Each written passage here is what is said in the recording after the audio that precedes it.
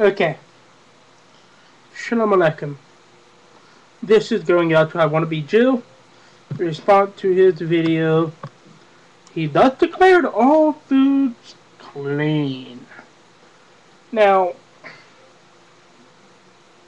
first of all, the hypothesis, I want to bring this out, because he said that even if Matthew did not have this difficult saying or whatnot, drag it out, the story, it would be irrelevant because Matthew copied from Mark. The problem with that is that's a theory. It's not a provable. It's not a statement that's been proven. It's an assertion. It could be that Mark copied from Matthew. We really don't know. Or it could be they're independent writers. These are all hypotheses. Or they could have been originated from a different gospel that we really don't have. So, Mark 7 is this difficult passage in which I'll read the text and read the context of the passage, where it says, "The Pharisees and the scribes who came from Jerusalem gathered around him, and they saw some of his disciples who were eating bread while their hands were not washed, and they complained." So, here the context is the disciples were eating bread, which is not unclean, by the way, to eat bread. Bread is not unkosher, nor is it unclean. But what is unkosher in the rabbinic, or at least according to Shammai, was that you eat the bread with unwashed hands. That is unclean in the Pharisaic school of Shammai. So that's what we have there. That's the context. For all the Jews and the Pharisees, if they do not carefully wash their hands, they do not eat, because they hold to the tradition of the elders. Note that, tradition of the elders. So it's speaking about something which is in the oral Torah. Which, by the way, you can go to accounts in the Mishnah where it does talk about washing your hands before you say the blessing or whatnot, before eating or something of that nature. Two viewpoints on the washing of hands. It's recorded within the Mishnah. I can't remember on top of my head the location, but anyhow. And goods from the marketplace, unless they are washed, they will not eat. And there are many other traditions that they have received to keep washing of cups and pots and brass vessels and beds. The scribes and the Pharisees asked him.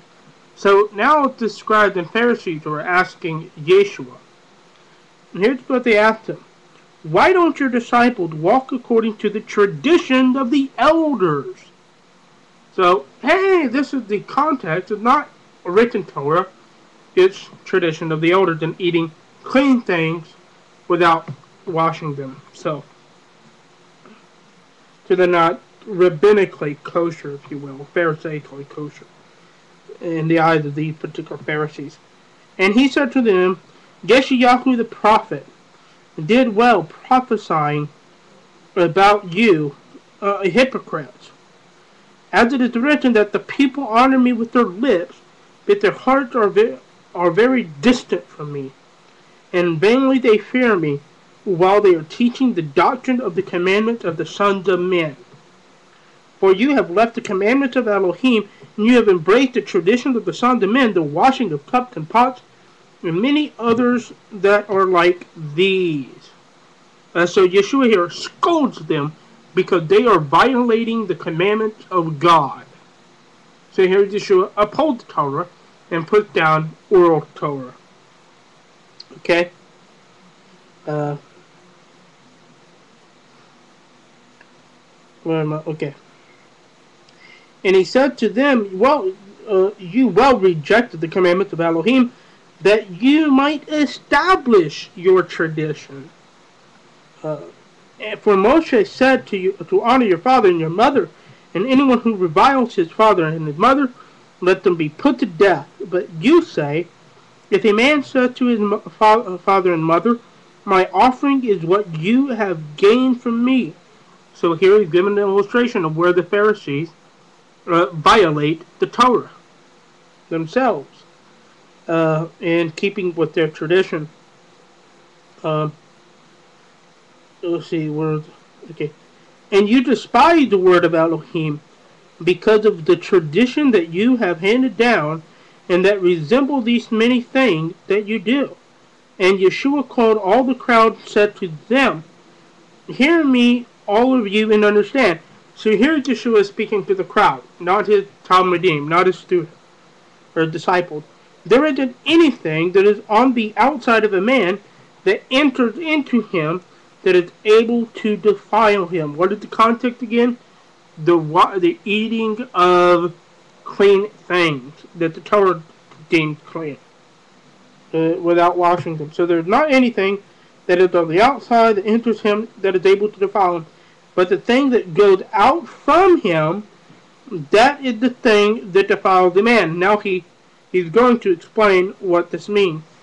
He who has ears to hear, let him hear. And when Yeshua entered into the house, away from the crowd, his disciples asked him about what saying. And he said to them, you are likewise slow to understand. You do not know that everything which enters into a man from the outside is not is not able to defile him, because it does not enter into his heart, rather into his belly, is cast out by excretion, which purifies all the food. But anything that goes out from man is that which defiles a man. By the way, note he says purified food, not purify meat. Food is defined by Torah. Torah defines what is food and what not. For from the inside, from the heart of the son of man, a man proceed evil thoughts, adultery, fornication, theft, murder, extortion, wickedness, deceit, lust, and evil eye, blasphemy, pride, foolishness. All these evil things, they do proceed from within a man and defile him. So here Yeshua is, again, confirming Torah. It doesn't matter what you do on a ritually. What really defiled you, if you're a murderer, then eating food with washing your hands and saying the blessing before eating your food isn't going to help you. You're still a murderer. You're guilty of Torah, and you are defiled. Okay? So this is Yeshua's sentences.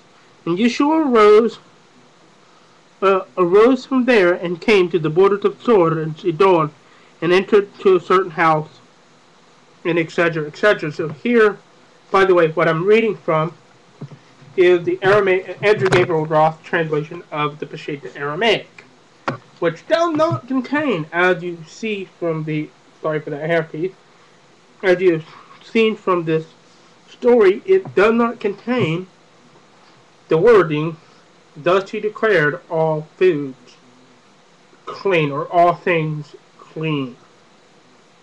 That is nowhere in the Peshitta text. Nowhere. It's not even in one manuscript of the Peshitta text. And for those who want to know the date of the Peshitta, the earliest, if you want to put the earliest, the 2nd century, if you're going to go by an internal dating, and the latest is for the liberal, more conservative dating, is the 4th century. So that's what you find within the Peshitta manuscript of the Khaburs Codex, anyhow, with the oldest of the Peshitta manuscript. So that's what you have there. There's one that does not have this phrase that is problematic, and the context does not warrant uh, this